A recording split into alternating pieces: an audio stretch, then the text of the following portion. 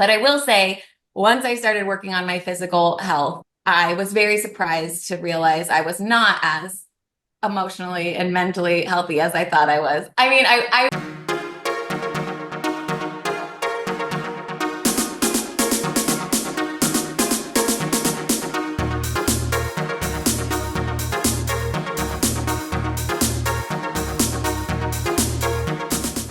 All right.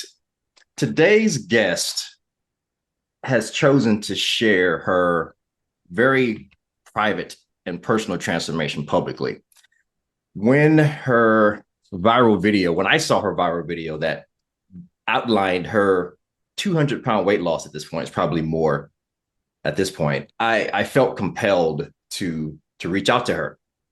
Um, the way in which she went about this transformation to me is the path of least resistance, or the road less traveled, I should say. Um, with all of the weight loss solutions, drugs, surgeries, she has chosen to do it naturally.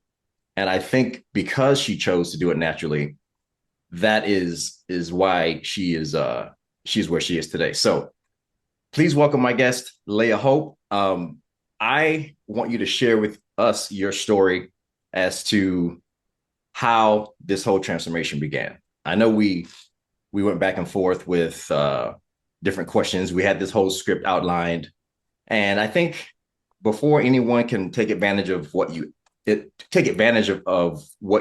to lose weight in terms of diet and nutrition and all of that, I think the first thing that I think you should share is the mindset. What was the switch? What flipped for you that allowed this whole beautiful transformation to take place?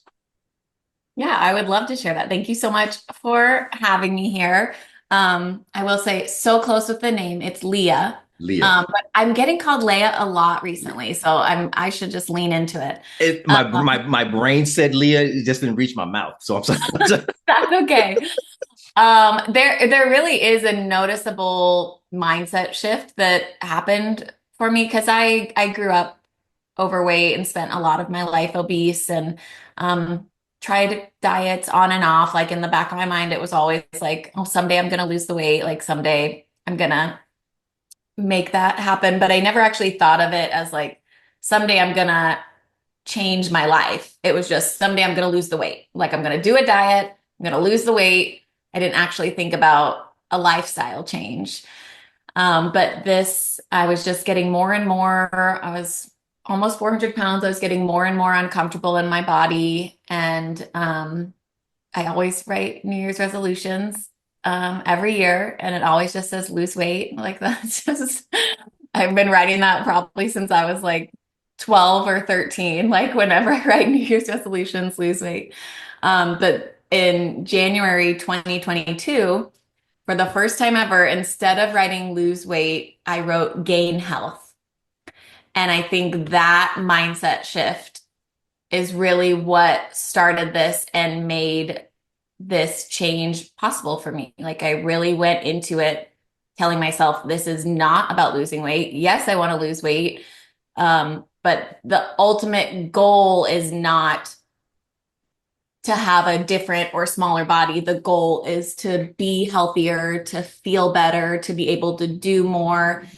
And so going into it with that mindset, I think made all the difference this time.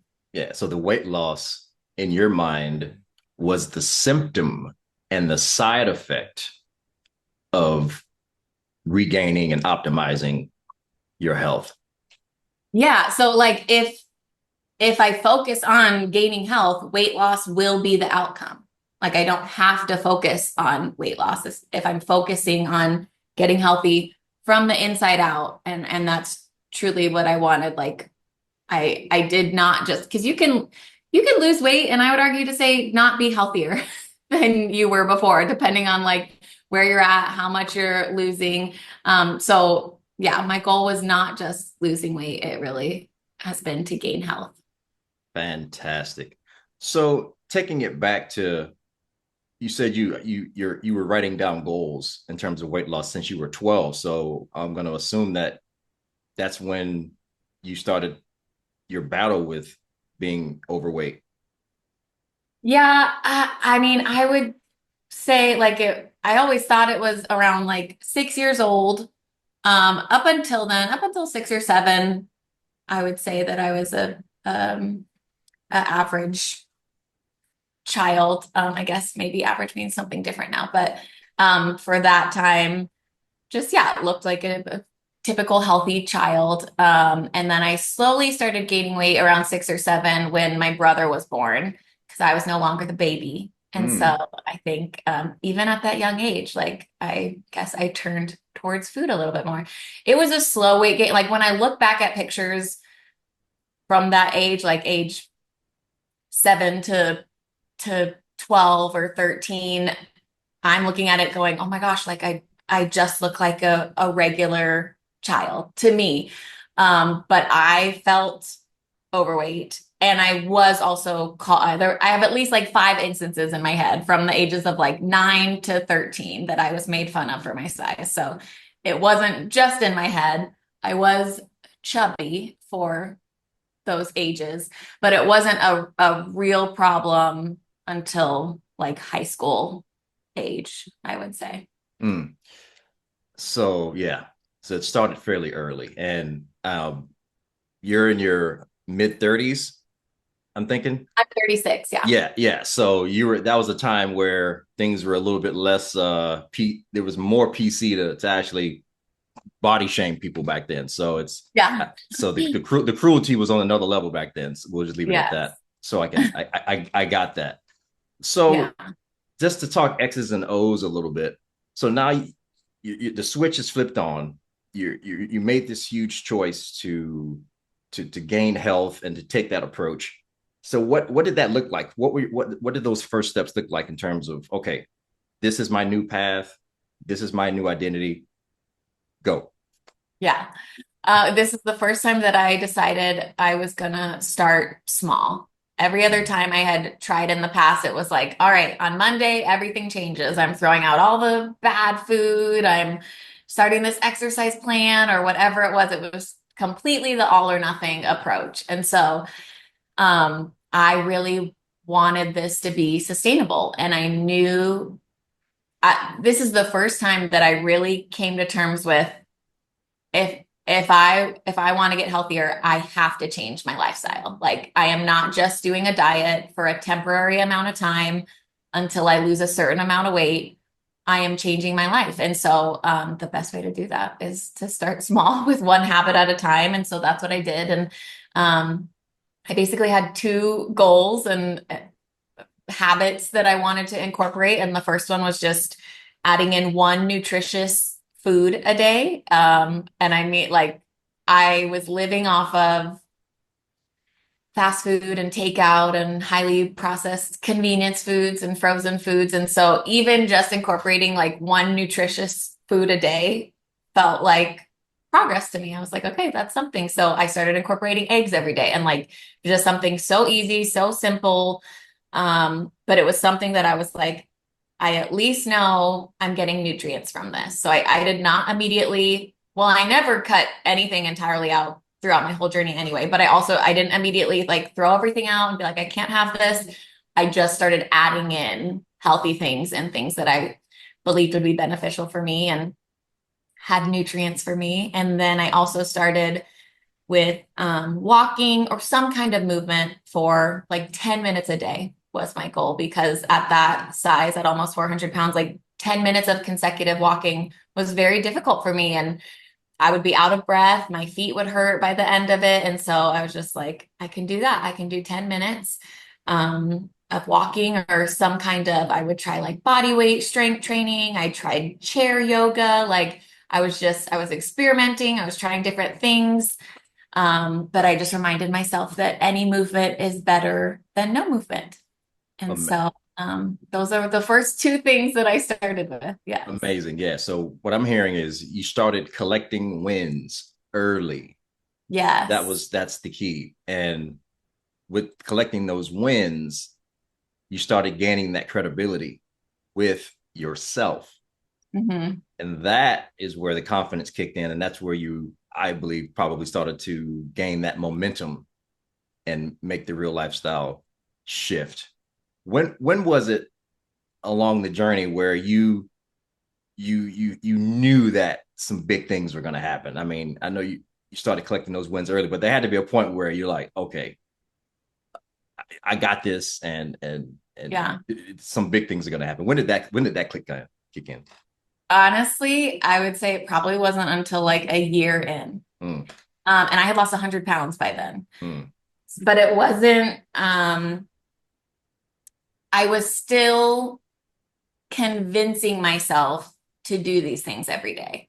So I really wanted to get to the point where I was like, no, I want to do this. I want to take a walk. I want to fuel my body with nutrients.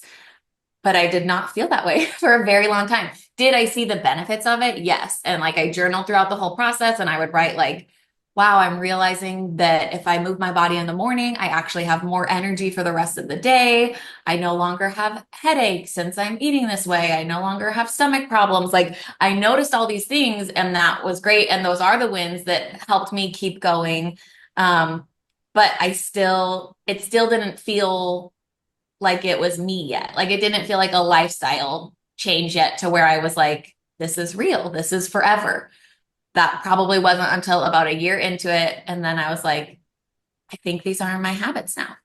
Like, I think this is who I am. I'm not just doing this to see what happens, to see if it helps me. Like, I'm doing this because it's who I am now. And like, that's when the identity shift really happened.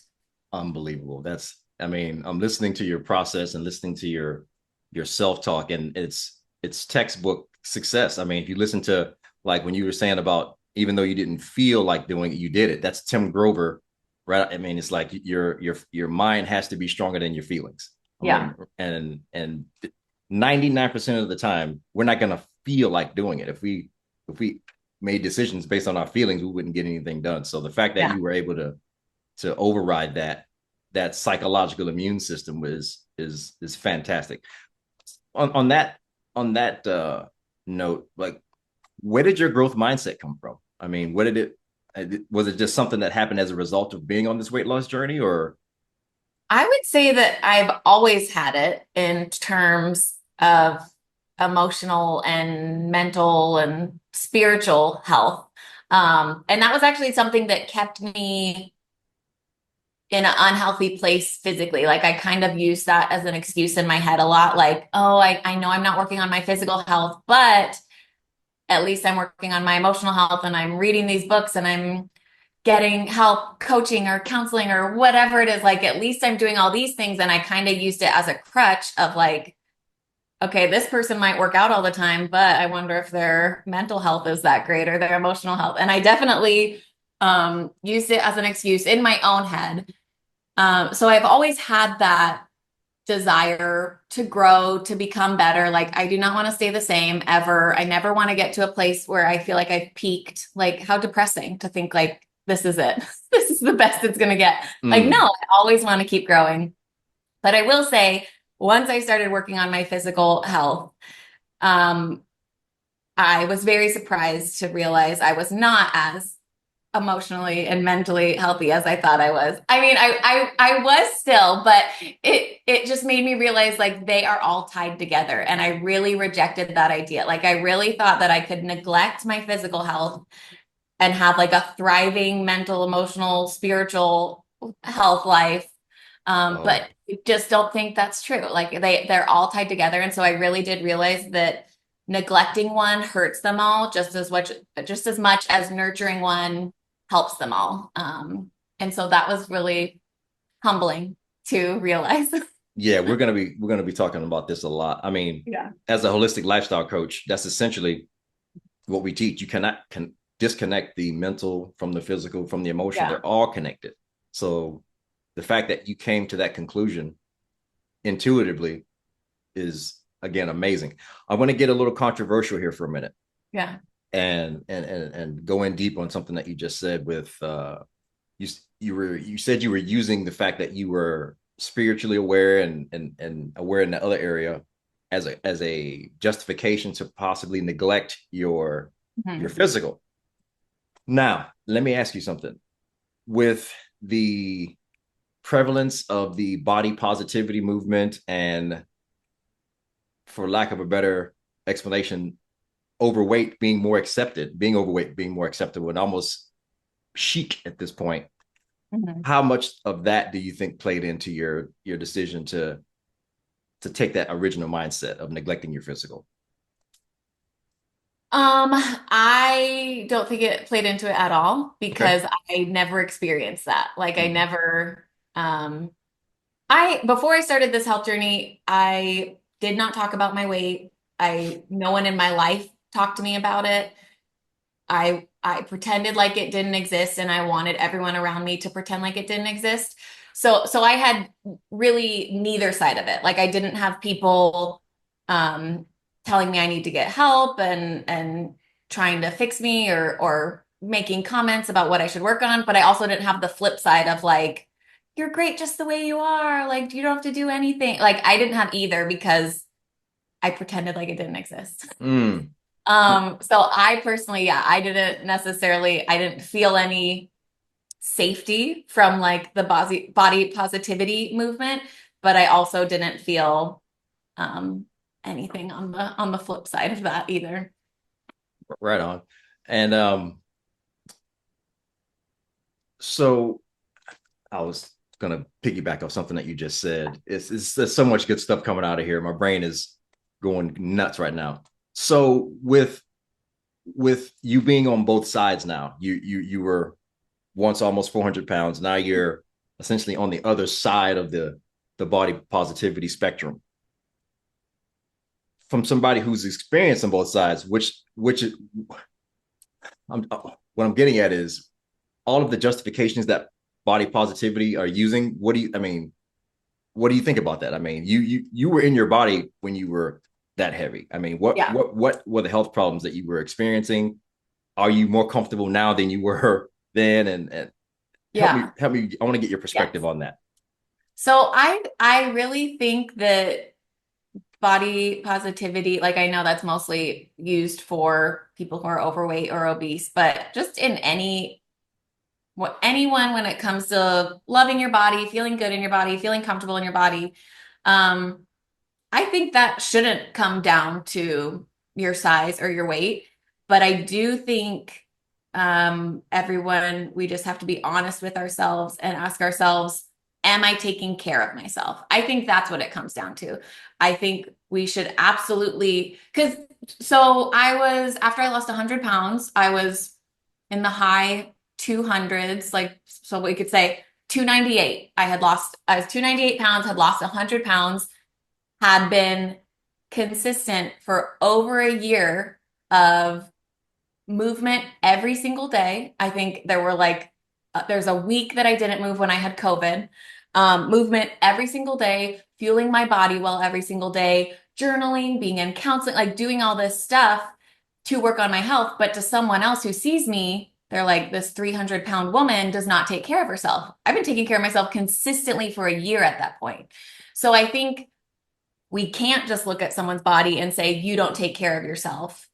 I think it just requires for each individual person self-awareness and reflection where you can ask yourself, am I taking care of myself? Yes, then regardless of what my body looks like, I should be proud to be in this body. I should feel comfortable. I should feel confident. And that's something my confidence now, I'm sure part of it comes from being in a body that's more socially acceptable, but I really believe that a lot of it comes from knowing that I am taking care of myself in every way possible. And that's a confidence that you can't fake. Like you could have a certain type of body that looks amazing to someone. But if you're not if you're getting drunk every weekend or doing drugs or like you actually eat like crap, but you just eat one meal a day and so you can like keep the weight off, whatever it is, like there's just a different kind of confidence that comes from knowing like I'm fueling my body well, I'm moving intentionally, not because I hate my body, but because I love my body. I'm taking care of myself mentally, emotionally, spiritually, all that. And I think that's if body positivity comes from that place, then I think that that's wonderful. Couldn't have said it better. The confidence comes from beating on your craft, and in this case, it's the craft is self-care. Yes. The craft is exercising what I call the six foundational principles: thoughts, breathing, hydration, food, exercise, and sleep. Yeah. So it's quite amazing. So man, you nailed that section pretty well. So I think I'm gonna shift gears a little bit. As I was watching some of your social media footage, you're hitting the gym. You're putting in that work. How did you where did you get your gym knowledge? Was that self-study? Did you get a trainer? How did you go about approaching your physical exercise? Yeah, so when I first started, I just looked up some YouTube videos and I did some body weight strength training at home. And then about 3 months into my journey, I actually went to a wellness retreat called Skyterra Wellness. And I went there, and that was the first place I had ever worked out with a trainer. But I was terrified to go to a gym, to work out with a trainer, to exercise in public. Like when I started walking, I walked in my backyard. I did not walk in public for probably like 6 months because I was just too embarrassed to walk it in public at that size. So I was really scared to start working with a trainer, but I knew that I wanted to. So I felt really safe going to this like wellness retreat where that's what they focus on. It just felt like a safe, judgment-free environment. And I worked out in group settings with a trainer there. And so that was my first real, like I did like RDLs and bench press and like they taught all the foundational things and so that was the first time I really did that. I was there for actually 6 weeks and then I came back Nice. home and I bought a set of like adjustable dumbbells. And they actually the trainer there made a plan for me that I could do at home. So then I did that for a while after I got back from there. And then it was about a year into my health journey that I hired a personal trainer. And I do like, I think it's so useful. I still need help with my form and all those things. But I will say the main reason was because I knew I needed accountability because I don't like strength training. I don't. I have found other forms of movement that I like. Like I love walking, I love hiking, I love pickleball, I love swimming. I really thought there would never be a time where I found movement that I like craved, Mm, but I definitely do. It was strength training is not one of them. Like that is one of the things that I'm like, I do this because it's good for me. And that's mm, it. Not mm. because I want to, Yeah. not because it sounds like a good idea to me. It's because I know this will benefit me. Awesome. Yeah, I think as you continue your journey, your perspective on all movement is going to change. Yeah. I've had this conversation a lot. I think the more skilled you are and the more meaning you can attach to any activity, you can find your path to personal growth and to loving it and stuff like that. So Yeah. I totally get it. I do love how I feel after it. Like I've Yeah. never been like, oh, I wish I didn't go. I never want to go. And then always after it, I'm like, I feel good. I feel strong. I feel proud, which like that's so important to be like, I'm proud I showed up even when I didn't want to and even when it was hard. So yes, I'm always grateful that I did it. I just still have never experienced like, yay, I'm gonna go strength train today. Yeah. All in time. I mean, the psychological benefits are huge. I mean, all of the neurochemicals that are produced as a result of contracting your muscles. I mean, they're still finding out all the research, but uh, th- that research has been around for probably 15 years now. So Yeah. it's great to see that more prevalent now. But that's probably what you're experiencing in terms of that being proud and that. Yeah. But the fact that you were strength training, that's one of the first things that I saw on that video that went viral on YouTube. I'm like, she's hitting the gym. Yes. That's what sold me because I knew that if you were doing that, you were on your way. Yeah. I think Well, a lot of people say, which I don't know your thoughts on this. I haven't said this like really publicly yet, but I want to because it's controversial. A lot of people are like, it's 80-20, like 80% in the kitchen, 20% movement. And I just really disagree. Like it has been 50-50 for me when it comes to in terms of my overall health mm, and lifestyle change. I have needed to put just as much effort into the movement and exercise piece as I have the nutrition piece. well, I guess I mean that's a broad question. I mean, when you're talking about percentages and 80-20, I mean, Have you not heard that? Yeah. Oh, I okay. mean, yeah, 80% diet, 10, 20% movement. Yeah. But I guess I mean, could you be interpreting what that means a little different? I mean, are you talking about in terms of level of difficulty or Or like time spent. or the ability to make the most powerful result? I feel like I'm just talking about my effort. Like I have had to put as much effort into the movement piece of my lifestyle change as I have into the nutrition piece of Correct. my change. That's perfectly in line. You're not That's not controversial at all. That's your Yeah. reality. But I think the common zeitgeist or thought process around the 80-20, meaning that it's 80% diet because diet is going to be what's going to move the needle Yeah. more powerfully in relation to exercise. I think that's Right. what that idea, but yeah, Yeah. That makes sense. yeah. But the fact, I mean, 50-50 works. I mean, whatever it is, Yeah. it's working clearly. So Yeah. you I just can, know that there are people who like lose weight and they don't even work out. Like they don't add in movement, exercise. And so I'm like, okay, that's great for weight loss, but is that great for overall health? So I'm more thinking in, yeah, terms of cor- overall health. correct. Yeah. Yeah. And I'd be curious to see, this is a rhetorical inquiry, by the way, just curious to see the weight loss maintenance with people who don't exercise. Yeah. Probably Well, not going to be I'm well. sure you have to be on very low calories long term also, which is not what I want. It's not sustainable. Period. Yeah. I'm just gonna go flat out and say it's not Yeah. sustainable. We'll get into the X's and O's in terms of what happens to your physiology, maybe on another call. But Yeah. yeah, the fact that that's why, I mean, that was the reason why I was so stoked about seeing you strength training, because I understand the long term benefits. You were setting yourself up for long term success, is what I was just like. I was literally like, Yeah. you know, heck yeah. I mean, she's got it locked in, and I had to. That's why we're here. So keep doing it. It's gonna get better. I think as we have some different conversations, I can share with you some different perspectives on the significance of strength training and the corrective exercises and all that stuff. Yeah. It's I have a probably a different perspective than most, Yeah. just because of the journey that I've been trained in. But the fact that you're lifting weights is amazing. Um, I want to shift gears again because I know uh, I'm trying to keep it Yeah. tight. So, in terms of your relationship with food, right? Because I've never been overweight, but I want to get the dark, juicy stuff in terms of what was the mindset shift in terms of your relationship with food. I know you said earlier that you were primarily relying on fast foods and you had to make that decision to eat healthier. So what was the self-talk that went in with making that shift? Was it, do you think it was more mental, or was it actually more like a physical type of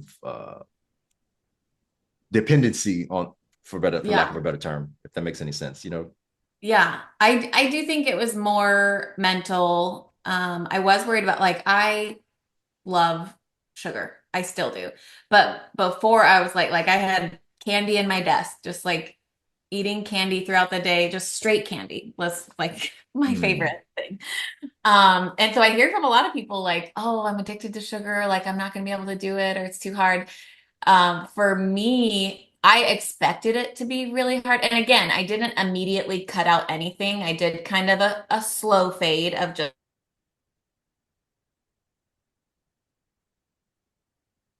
like more things that were good for me and healthy for me. But I feel like I noticed that when I didn't limit like natural sugars like maple syrup and mm, honey and fruit. And so I actually feel like that really I didn't battle with like intense cravings when I did like pull away from having candy every day. And I would have like fruit popsicles and things like that. So I still incorporated sweets, but just obviously tried to do more of what I was doing before in moderation. And I just really think that if you try to cut it out altogether, I just think it's not, you can do it for a period of time, but it's not going to be sustainable. And it's just going to make you think about it more. It's going to make you crave it more. So, really leaning into the natural sugars, I feel like I really didn't think about like, oh, I'm missing out on this candy or cookies or donuts or whatever. Like I felt like I was still getting something sweet. And so Yeah. as far as that, like the mental aspect of it, I didn't experience much like really craving wise to where I was like to where it would feel like an addiction of like, oh my gosh, I gotta go have this. Um, I think I just more realized that it wasn't as much physical as it was emotional. And I always neglected the idea of that too. Like, no, I'm not an emotional eater because I'm not sad. Like, I'm pretty, even at my heaviest, I was like, I like my life. Now looking back, I'm like, I was missing out on a lot of things, but I do think I was as happy as I could have been at the size that I was at and with Mm. the limits that my body had at the time. So I was like, I don't emotional eat because I'm happy and I like my life. Yeah. But it turns out joy is an emotion. And so food just made me joyful. Like that's what it was. Like I really like looked forward to what am I going to go pick up for lunch today? And then what am I going to pick up for dinner? And what treat am I going to have? Like it's where I got my joy Yeah, throughout the day. you got your And that's dopamine. still Yeah. emotional. Yeah, your dopamine and serotonin, if you're looking at Yes, it at a yeah. neurochemical level. So do you think that one of the things that helped you make the transition was the fact that I think you said in you were replacing the fast food with healthy foods. I think the fact that you were not just taking it out, you were replacing rather than Yeah. just totally eliminating. Do you think that was one of the things that kind of helped you uh, adopt these new lifestyle Yeah. habits? Yeah, I think so because it was a slow, like there wasn't a intense cutoff, and I never completely restricted anything. And I think it was just a really it was a difficult mental journey.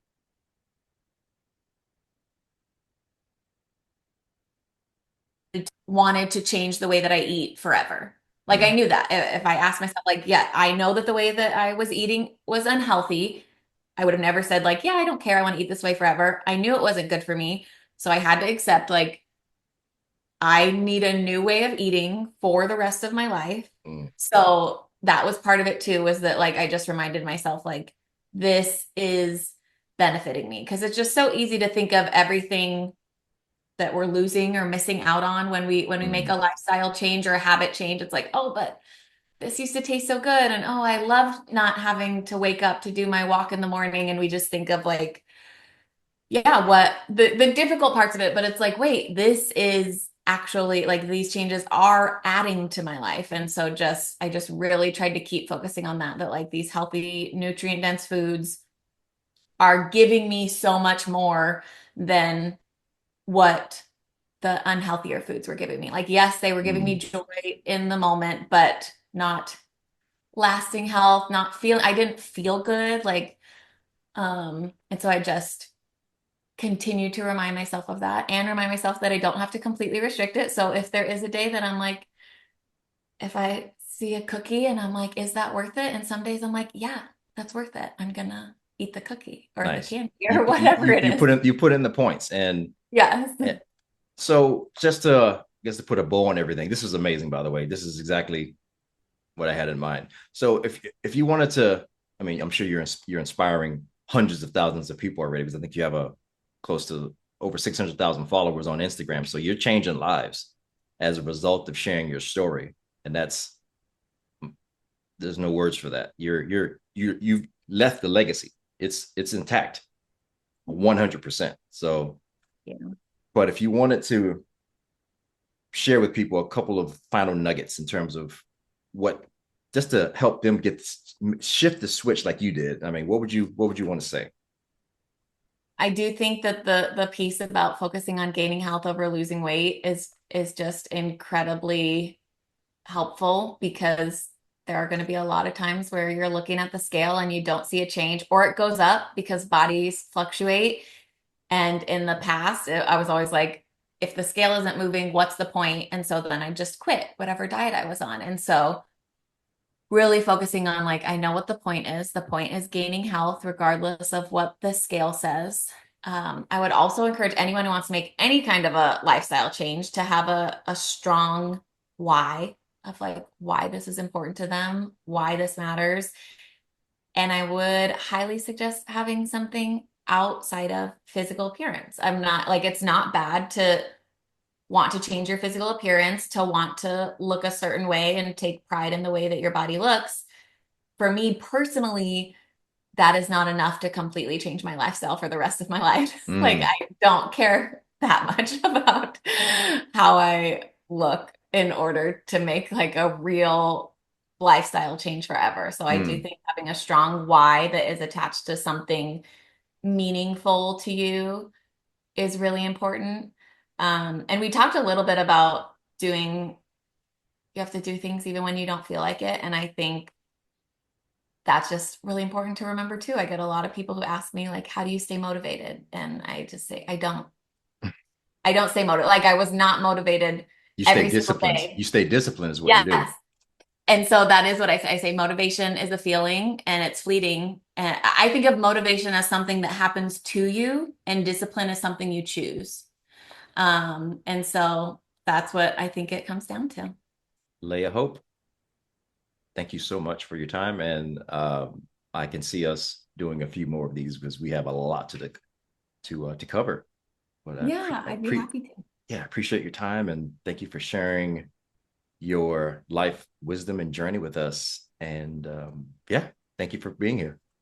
Thank you so much for having me. Wait, I want to say one more thing. I also Please. want to say that change is possible for you, whoever's listening. Because I know I said things like that maybe aren't easy to hear. Like you have to change your mindset. You have to do it even when you're not motivated. Yeah, But overall, I want like that is the whole reason why I share online because I want people to see themselves in me and say, if she can do it, I can do it. And absolutely. that really is the case. Like if I can do it, you can do it. And Yeah, so where can people find you? they can find me at Leah Hope Health on everything, Instagram, TikTok, It's Facebook, YouTube, all the things. Yes. perfect. Thank you so much for your time, and Yeah. we'll chat again soon. Sounds good. Thank you. You're welcome.